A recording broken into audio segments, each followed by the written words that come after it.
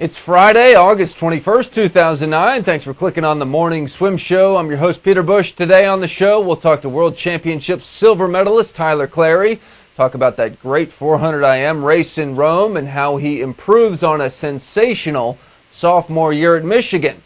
But for just a moment, we're going to step outside the realm of aquatic sports. The big buzz in the world of sports right now is that of Jamaican track star Usain Bolt and his world records in the 100 and 200 meters at the World Track and Field Championships this week in Berlin. Bolt ran a 9.58 in the 100 meters and a 19.19 in the 200.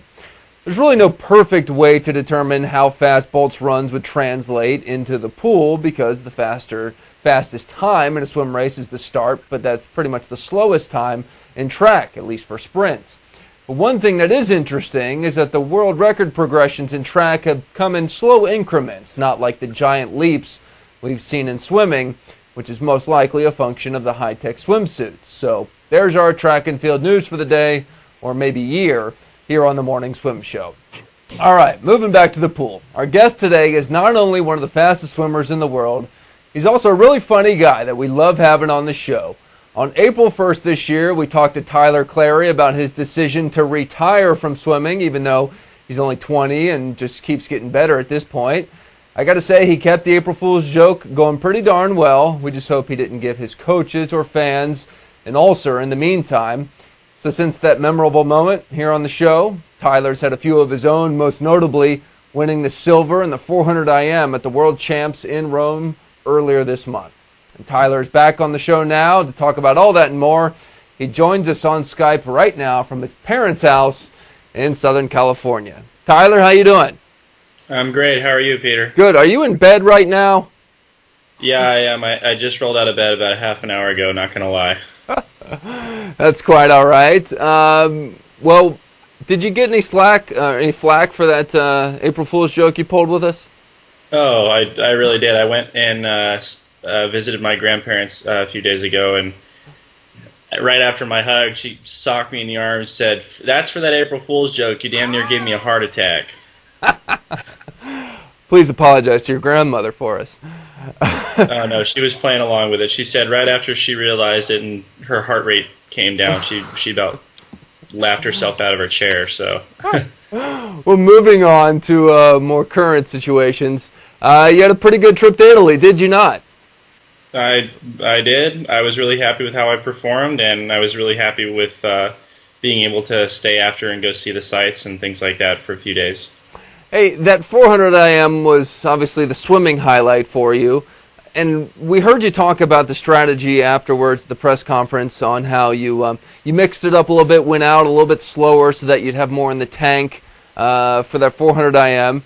And it worked. I don't want to say it didn't work out. You got the silver, but I'm wondering, since you were only 0.3 behind gold medalist Ryan Lochte, do you look back on it and say, I could have done something a little different to beat him? I don't think there was a whole lot I could have improved upon in that race at that time. I feel like the way I paced that race was probably perfect. I don't think I've ever hurt so much right after hitting the wall.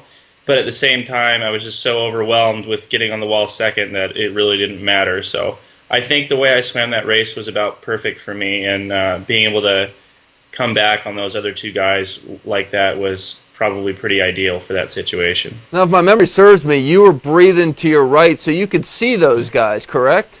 Yeah. So when did you think, oh my gosh, I might have this, or I might get second, or... Well, going in from breaststroke to freestyle, I pushed off the wall and I saw that Laszlo had moved over towards my side of the lane. So I said, why not? I'll take the draft if it's there. So I kind of hung on his hips for a little while. And turning into the last 50, I looked over and saw that Tiago was right there too. And I said, you know what, let's just leave it all in the pool right here. And I started to pick up my tempo a little bit and saw that I was gaining on him a little bit. And then all of a sudden it looked like Laszlo and Tiago really started to die. So I put my head down, changed my breathing rate a little bit, and just grinded to the wall. You also swam the 200 fly there. I'm curious, when you're in the ready room with Michael Phelps, Does he say anything? I mean, what's he like? We only get little snapshots from the cameras, but what's he like back there before the race? He's usually listening to his headphones. That's his routine before his races. I mean, I'm sure you'll see he wears his headphones all the way up until he's announced. But he'll take them off every now and then and say, "All right, Tyler, let's go. Let's do this. Let's show the world who the USA is." Things like that. He broke the world record in that 200 fly in Rome, and I know that was a swim he wanted to improve on from Beijing. Did he say anything to you after the race, getting out of the pool or shaking hands? I told him when we were back in the mix zone, I said, congrats, that was an amazing swim. He said, thanks, I'm really happy to get that one out of the way. I've been hoping to get a best time in that for a little while. Yeah. Were you happy with your swim there in that event? I feel like 5th place in my first big, meet like that is not too shabby. And especially since I had been having a little trouble pacing that race and hitting my turns for whatever reason. So I feel like, coming into finals 8th and improving my spot up to 5th was, I feel like, pretty respectable for my first meet. A lot has happened in the world of swimming since the World Championships. The big move for Sean Hutchison to start a training center in Fullerton, California. A lot of big names are following him on the swimming side, but a coach that's probably pretty close to you, John Urbanchek, is going to leave too. What do you think about that? He's been doing an invaluable service for Michigan for so long, and he hasn't been getting paid for it. And now he's going to be doing something that is more beneficial to the country than just the University of Michigan, and he's going to get something for his services. So I'm really happy for him for that. But on the flip side, he's not going to be leaving Michigan completely and fully. He's still going to be there 2 or 3 days a week to kind of oversee workouts and help out with things just like that. He's not going to be completely gone. And you're right about him going to Fullerton and kind of doing his thing there. But I feel like that's probably where he needs to be. And he's actually been working on his house out in Fullerton and getting it all remodeled and refinished and things like that. Now, you're a Southern California guy, so when you finish your eligibility at Michigan, does that look like an attractive place for you to train? It definitely does look like an attractive place for now, but altogether, I might not leave Michigan for a little while because I may stay there and try to get my master's or PhD. Who knows? This year is going to be your junior year at Michigan. Last year, your sophomore year, you won the 200 back, 137, I believe. You won the 400 IM, 335, I think. Both outrageous times.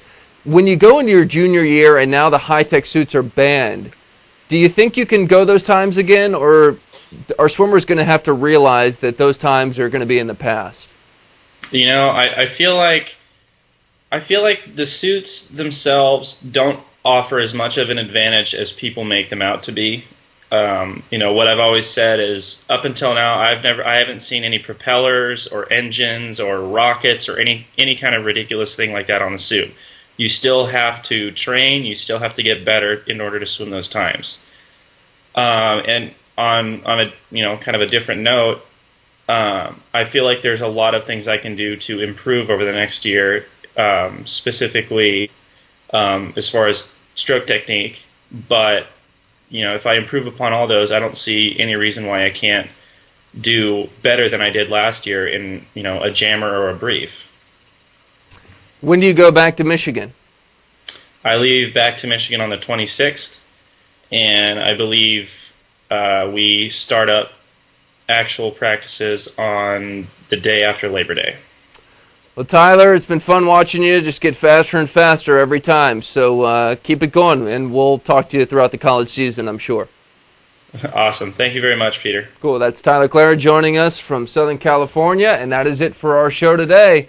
We'll see you on Monday. I'm Peter Bush reminding you to keep your head down at the finish.